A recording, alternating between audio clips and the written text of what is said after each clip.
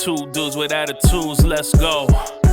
It's the two dudes and our attitudes, ruthless, aggressively speaking, so let's do this. We're Ryan and Denton, they here to get your attention. The 5-star broadcast shit, start to the ending. Whether it's the E or it's all Lee, the two dudes with the attitudes will bring the heat. Get the point, yeah, it's on, time to lock in. Listen to the podcast where they get it poppin'.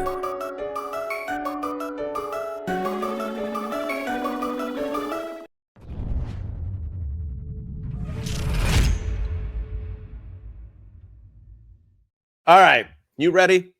We got highs Always. and lows. Yeah, we're gonna do 2 each. We'll start with you. I got a few, so in case we got the same ones, which we might, let's go. What are your highs, bro? All right. What are your highs and lows? All right. So my high, one of my highs is just I made a TikTok about this earlier in the week at Ryan Enjoys Wrestling. Go watch it. But just the WWE women's division in general, I feel like it's fantastic right now. And Naomi's back and Tiffany Stratton's on the main roster. That Bailey Io feud is going to be awesome. And I said it before, I think it should main event night one. The stuff they did on SmackDown was great. And I have Dakota Kai, where's she going to play? What factor is she going to play in this? Rhea Ripley and Nia Jax is going to be fantastic. Nia Jax is doing the best work of her career. I can't wait for that match at Elimination Chamber. What is Becky Lynch going to be doing at Mania? There's the Jade Cargill, Bianca Belair. Like I said before, Tiffany Stratton, Naomi is back. So the women's division right now is cooking. On NXT, you have Valkyria, you have Roxanne Perez, Cora Jade was doing her thing before her injury.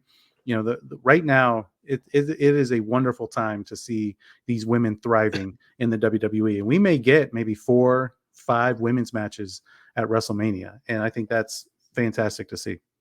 I mean, we should. Yeah. So you'll have Rhea, Becky, obviously Bailey and Io, maybe Jade and Bianca Belair. That's 3 right there. 3 money matches too. And then you have the women's tag team championships, and then so that's like Asuka and Kairi Sane. You can't have WrestleMania without Asuka in a match. So yeah, there's Chelsea Green's doing her thing on Monday Night Raw. She's one of the highlights of the show. Valhalla. Naomi.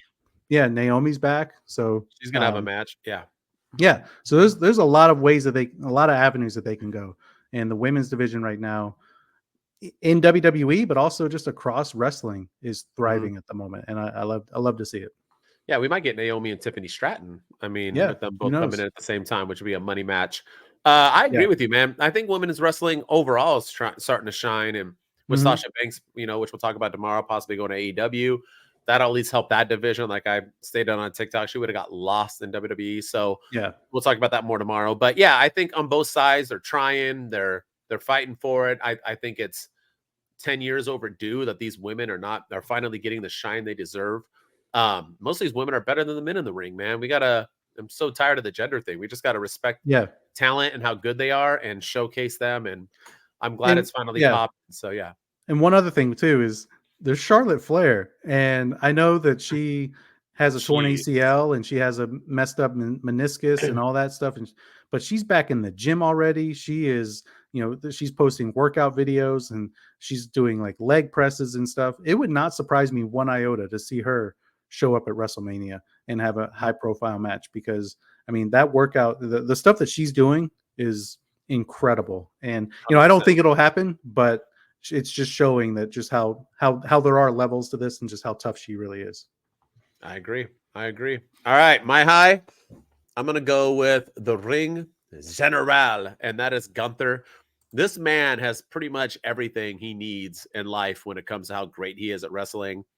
The fact that he calls the IC championship, the IC heavyweight championship, the fact that he slaps the bananas out of people, the fact that he's getting in the best shape of his life, the fact that he's a leader of a faction, the fact that he doesn't give 2 Fs, the fact that he's one of the best storytellers in the ring currently, but now he's starting to learn how to cut promos. Whew. That promo was his best promo that he had against Jey Uso. Cutting him where it hurts, basically saying he's going to whoop him so bad, he's going to go back to looking like his twin again, or where you couldn't tell him and his brother apart. which was hilarious. I'm gonna beat you so bad you're gonna want to go back to the bloodline, is basically what he said. Like, this dude is like cutting promos that are out of this world. He does, once again, in a time where us as fans are wasting our breath on this stupid Cody Rhodes thing, and we're missing out and not talking about Bayley and Gunther and Logan. So much fantastic stuff happened this week on wrestling. Honestly, between SmackDown, Raw, NXT, and Dynamite, this might be the first week ever that all 4 shows were flipping phenomenal, and all were just as good as the other. It was a great week of wrestling, something to be proud of, and yet we're talking about the Cody movement. Like, the Gunther's killing it. Props to him. I'm looking forward to who dethrones him and how quickly he wins a championship after that. Yeah, no, yeah. His promo ability has gotten better and better and better each week. The only real flub, I mean, he doesn't really, even with English being his second language, he doesn't really flub his words a lot. The only time he did was when he said that the Royal Rumble is on Sunday as opposed to Saturday. He recovered. Yeah, he recovered on X. He wrote, he was like, it's 2 a.m. Central European time. Like, I love that guy. He is fantastic. He is I don't think he cares about being a babyface or a heel. I think he just goes out there and does his thing. And, if the fans cheer, great, and if they boo, even better, because he knows how to get heat, but he also knows how to get cheers. Like, he got cheers in that segment with Seth Rollins, where he was like, I'm going to win the Rumble and I'm going to challenge you and I'm going to be the world heavyweight champion. And then they shook hands. That was a babyface thing. And then the next week he's going after Jey Uso and saying that I'm going to tear you apart. So Gunther is fantastic. And I don't want him to drop the Intercontinental Championship anytime soon. I think he has done wonders for that title. Yeah, it'll be a sad day. Yeah. You want to do one more high, or should we go to lows? I'll do one more high.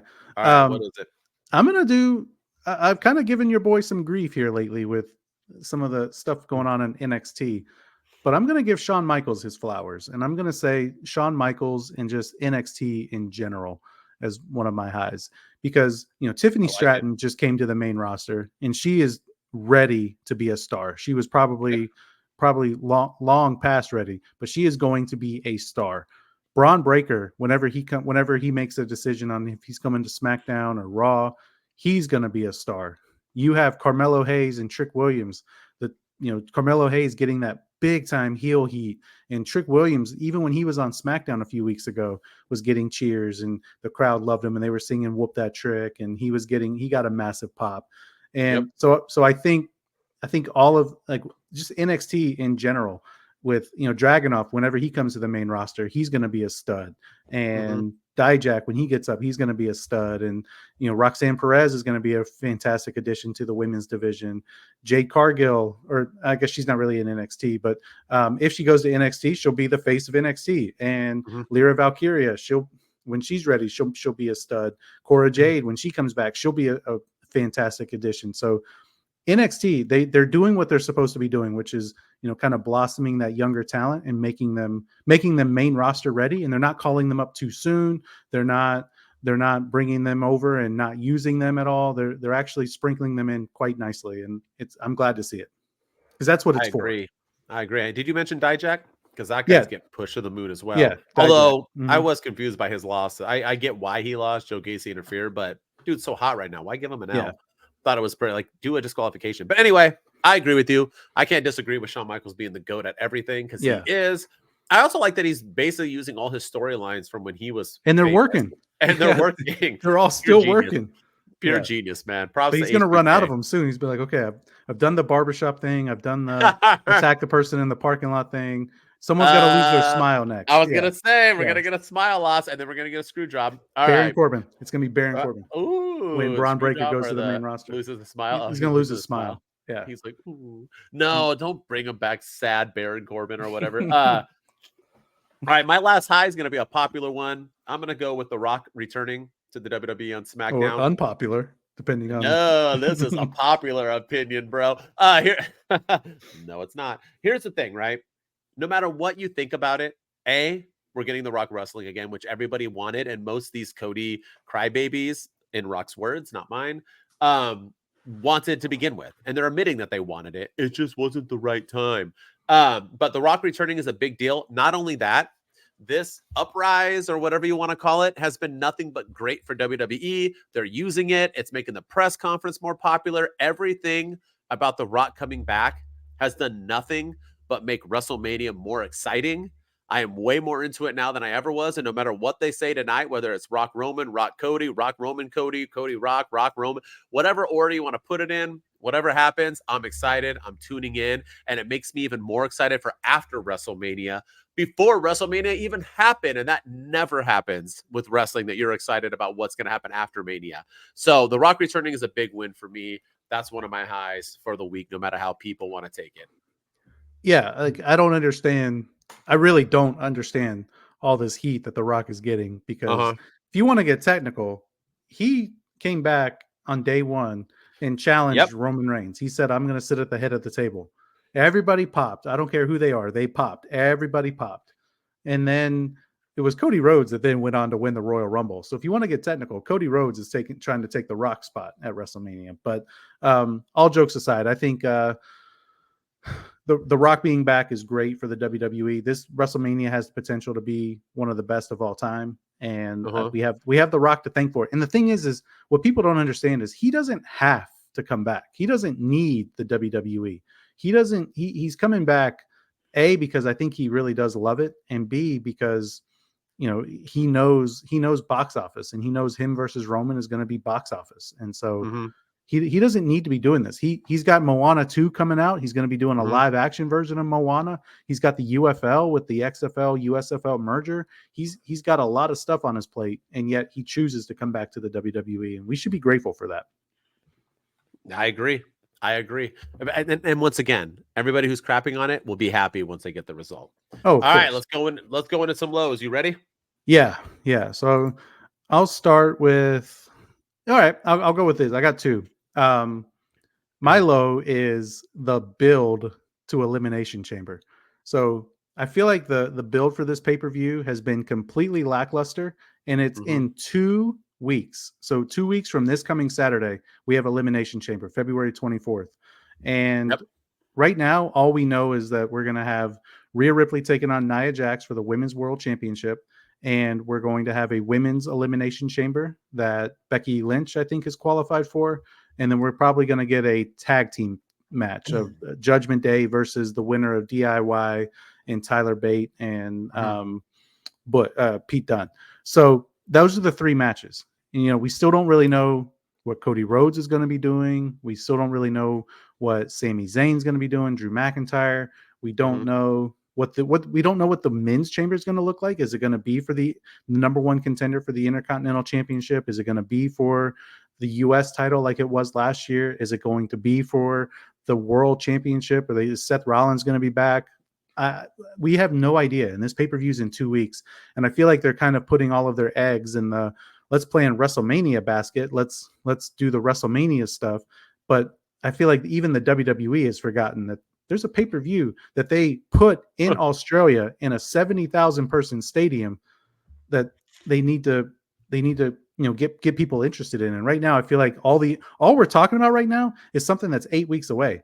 Nobody's really brought up very much about Elimination Chamber unless it's Rock and Roman should happen at Elimination Chamber. That's the only time I've ever heard it mentioned. So yeah, just kind of the build for Elimination Chamber. I feel like it's supposed to be a huge pay-per-view. They're going to be overseas. They're going to be in Australia. This should be a time for excitement. And right now we only know 3 matches, and the pay-per-views in 2 weeks.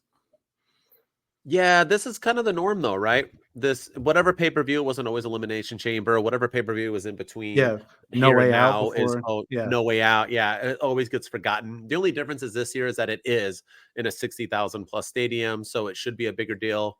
But I'm just going to say this one thing. I agree with you. Second thing, let's find out what happens tonight. This press conference is going to decide how unimportant that Elimination Chamber really is. So I think we're going to find a lot out tonight, not just WrestleMania. I agree. I think we are going to get some Elimination Chamber, tweaking in there.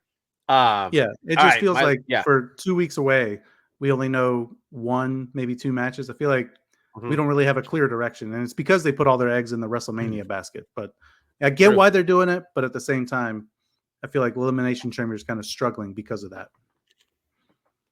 Agreed. All right, you ready for mine? Yeah. My low it's a bad time to crap on this person. She went through a lot this week, and I think it's disgusting. But Ava Reigns as a GM of NXT just ain't hitting with me yet. I don't. It's not truly her fault. She's new. She's green. I think this was a piss poor position to put her in because she wasn't there yet on the mic. You to be a GM, you got to have some kind of mics. Because if you look back at all the GMs, whether they're good or not, or you like them, they at least can cut promos. Shit, like even the disgusting John Laurinaitis can cut some promos. Like she just is like awkward. She did one thing where she like today was getting interrupted by Ridge Holland, not today, but on NXT, and she was like, "Don't interrupt me." She just sounds like a robot. She has no passion. For someone who's the child of The Rock, that was missed on her, bro. Like what the heck? Now I'm not dogging her. I'm letting it cook. I'm just saying, as of this moment, it's been a low for me, especially when you compare her to Adam Pearce and all that. I mean, these dudes are just killing it as GMs. And you go to her and it's just like a big, I'm telling you, they should have went with her being under the wing of William Regal and having him do it. Yes. And have her be under the wing and then let her get ready and then build her up. I think it was just a bad decision, and I think it's been showing so far. Not saying she can't show out. I got faith in her. I like Ava Reigns. I'm just saying right now it's been a miss. She just sounds like a robot. No one is intimidated. She just doesn't feel like she belongs in that role. Yeah, no, I agree. And this, like, I feel like we have to say this 100 times, but this is not personally directed towards her at all. Yeah. No. But you know how people are going to, well, these guys were hating on Ava Reigns. These guys are part of the problem. You know, cancel culture. Absolutely hashtag, not. Yeah. Hashtag we hate the dudes. Whoa, I would actually be down for that. Hashtag's a hashtag. Continue. But no, but yeah, so I agree though. I think it's not quite hitting. And I do think she needs some work, and I do wish they would have gone with the William Regal aspect too, because I think he could have helped her immensely. And maybe she's doing stuff behind the scenes. Maybe she's working with William Regal or something. And she did get some cheers from. So I'll give the Cody Nation credit, because you know apparently they were booing every sign of The Rock on NXT when they were talking about the press conference, but when she was on the camera, I heard some pops for her, and I think it's because of what she went through this week, and she doesn't deserve that. So no. I'll give credit to the Cody Nation for acknowledging that and showing some appreciation for her. But yeah, I agree, it's not hitting yet, but we'll let it cook and see. Yeah, we'll come back to this in 3 months and see where she is. Agreed. I think they just need to give her a character. I think that's the big thing. I agree. All right. You got one more, or should we? Yeah, I got one more, and then we can go. But I'm going to go with the booking of Chad Gable. So while that's why you wanted to go. Yeah. So while everyone is arguing over Cody Rhodes potentially finishing his story, Chad Gable's story is completely on the shelf right now, and I hate it. I can't stand it. This man he had the match in Minnesota against Gunther in front of his wife and his family. His daughter was there. Gunther was making fun of her for crying. It was fantastic.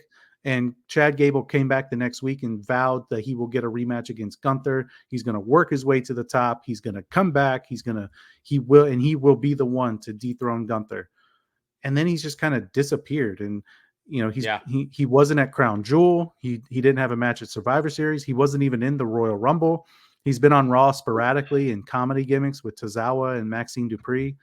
I just feel like the booking for him has been absolutely atrocious, and hopefully it picks up after Elimination Chamber, but I have my doubts that it will. I don't know what's going on with Chad Gable, because I really thought he was the man to beat Gunther, and they were positioning him that way, and now all of a sudden it just seems like it's gone, and I don't know what happened. Yeah, me neither. And I mean, once again, it's like my Sasha Banks thing about her not wanting to go to WWE because she'll get lost. That's what happens, man. You got so much talent, but then in AEW, people get lost too. Like I think Sasha will get lost in no time. But it's hard, man. It's hard to keep up and be there. And the weird part is that he's disappeared, but Maxine and Tozawa are still wrestling and doing Otis things. Is there. And so I don't know why or what they're doing, but 8 weeks. Yeah. 8 weeks. A lot can change in 8 weeks. Yeah. You only need 2 weeks to really get someone over, 3 weeks max to kind of get them building up again. And it's already a story. You never know. Don't give up hope yet. But I do agree with you that right now he has, us bringing him, you bringing him up randomly. I completely forgot about Chad Gable. Not like in general, like I know he's a human wrestler. I'm just saying, I forgot that he was like, oh yeah, Chad Gable. That's right. So Yeah, I agree with you. Bigelow, they need to get him back on there because not only is he great on promos and he's great in the ring, he's got a good look. The dude's money and he can be money, and he would be a great IC champion. So yeah, I'd like to see that happen. So let's get it. Here you go. Hashtag we want Chad Gable. there you go. Hashtag. All right, let's do it. Let's make a movement. The Gable movement. Shush movement. Yeah, the shush. Yeah. I'll have to type it forever. I'm like, I gotta copy and paste this. And run out of characters. I'm like, darn it. Anyway, all right, we'll end it there. That was our episode of Two Dudes with Attitudes WWE edition. What a jam-packed week. Don't forget that tomorrow we will be back. We'll be posting something tomorrow. Not only are we doing our AEW edition, we're also going to get that review of the press conference, which is at 7 o'clock Eastern time, 4 o'clock my time, the real time, the West Coast, because you and I both know what's the best coast. We doing that. But yes, excited for it. Excited for AEW review tomorrow. As always, keep tuning in, keep subscribing. You guys are giving us so much love on YouTube. You're viewing our videos. You're following us at a rapid pace. But you can also just normally catch me at HBD Denton on everything, YouTube, TikTok, Twitter, Instagram, wherever you want to find me, YouTube. Let's make it happen. I'm the dude of Wrestle Talk. I'm the Heartbreak Dude. Breaking hearts and spitting facts, man. I love it. Yep. Spitting those facts. And with me, as always, is... Ryan enjoys wrestling on all platforms. Go download our TikTok or go follow us on TikTok at Two Dudes with Attitudes. Go follow us on X at Two Dudes PC, and then keep subscribing here on YouTube. We're trying to put content out pretty regularly now, and I think that's helping. So the more love you show, the more content we can put out, and then all that fun stuff. And then go rate us and review us if you're listening to us on the audio track, and 5-star ratings, and help us crack these codes of these algorithms out there. So all the love and support is greatly appreciated. Yeah, let's get big. Let's do this forever. Two Dudes Wolfpack. We out. Two dudes with attitudes, let's go. It's the two dudes and our attitudes, ruthless, aggressively speaking, so let's do this. We're Ryan and Denton, they here to get your attention. The 5-star broadcast, shit, start to the ending. Whether it's the E or it's all E, the two dudes with the attitudes that bring the heat. Get the point, yeah, it's on, time to lock in. Listen to the podcast where they get it poppin'.